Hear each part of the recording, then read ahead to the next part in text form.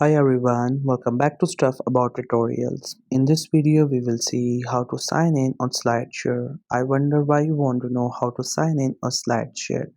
Maybe because you're a student and you're looking for some help in your studies. So you want the slides to be helpful for you. That's why you want to create account on Slideshare. Or maybe you're a person who is doing research and looking for different stuff that could help you out in writing your research paper, so you just want to go through some of the previous stuff. Or maybe you're a teacher looking to create an outline for students, or there could be any other reason for you to create your account on Slideshare, or maybe to sign in on Slideshare. So whatever the reason it could be, in this video I'll show you how easily you can sign in on Slideshare.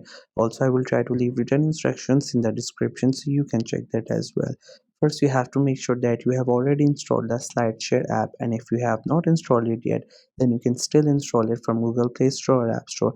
And once the app gets installed, just simply tap on its icon to open it and then to create account on it. Once the Slideshare app gets open, you will see this interface.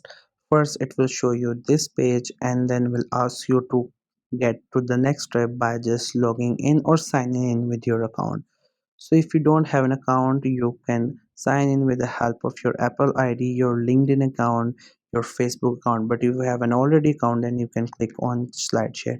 So it's all up to you whatever option you want to go with. Just simply click onto that option, then enter your email address, and then it will take you to the next step through which you could use this app.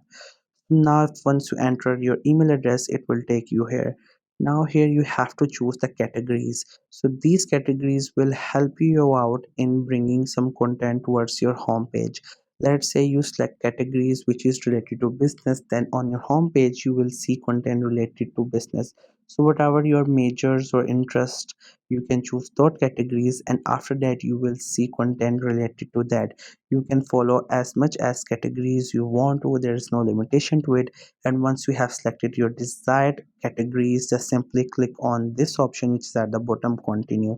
Once you tap on it, it will ask you for some of the privacy information. You may go through it or just simply click on got it so that you could get to the next page, and there you can see your account has been created.